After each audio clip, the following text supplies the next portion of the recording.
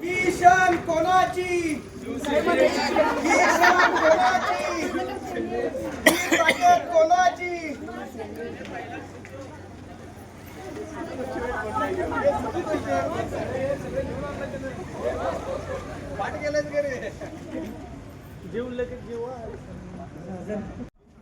मुजावर वहिनी ह्या आमच्या सर्वसाधारण महिला गटातून उभे आहेत.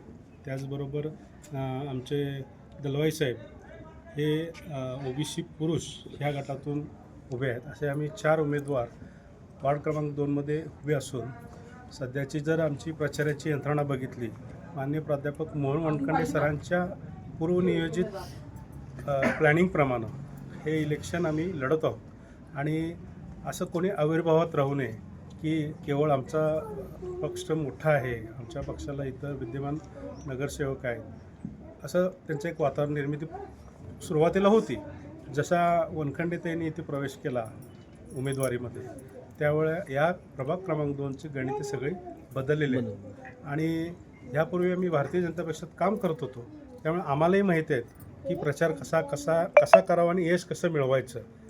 यश हे कार्यकर्त्यांच्या स्वरूपात मिळत असते. आणि मी पूर्वीचा कार्यकर्ता होतो, आता मी शिवसेनेत आहे आणि आम्हाला माननीय एकनाथ शिंदे साहेबांचं बळ मिळालेलं आहे. त्यामुळं कोणीही असा ओव्हर कॉन्फिडन्स करू नये. आमचा विजय 100% नक्की आहे. कसा तुम्हाला प्रतिसाद आहे महिलांचा, किंवा एकदम आता उमेदवारी चेंज झाली कसं? नमस्कार, मी अनिता मोहन वनखंडे वार्ड क्रमांक 2मधून अनुजाती महिला गटातून निवडणूक लढत आहे. तर आमच्या पॅनलमध्ये आम्ही 4 जण उभे आहोत. यादव दादा, मुजावर भाभी, दळवी साहेब, आम्ही 4घांचं पॅनल आहे. आणि इथल्या नागरिकांचा आम्हाला भरभरून प्रतिसाद मिळत आहे. त्यामुळं मला इथं नवीन असं काही वाटत नाही, पण खूप छान वाटतं आहे. आणि आम्हाला ज्या ठिकाणी आम्ही जाईल त्या ठिकाणी आम्हाला चांगला प्रतिसाद मिळतो आहे नागरिकातून. तर माझ्या सर्व या जनतेला नम्र विनंती आहे की आमच्या पॅनलला निवडून आणा. धनुष्यबाण या चिन्हावरती मतदान करून आमच्या पॅनलला निवडून आणा ही विनंती. धन्यवाद. नमस्कार, मी शमावी ऐनुद्दीन मुजावर वार्ड क्रमांक 2मध्ये मी निवडणूक लढवित आहे. तर आमच्या 4ही उमेदवारांनी निवडून द्यावी हीच माझी नम्र विनंती. नमस्कार, मी सिद्धराम संगप्पा दळवाई ओबीसी गटातनं लढत आहे.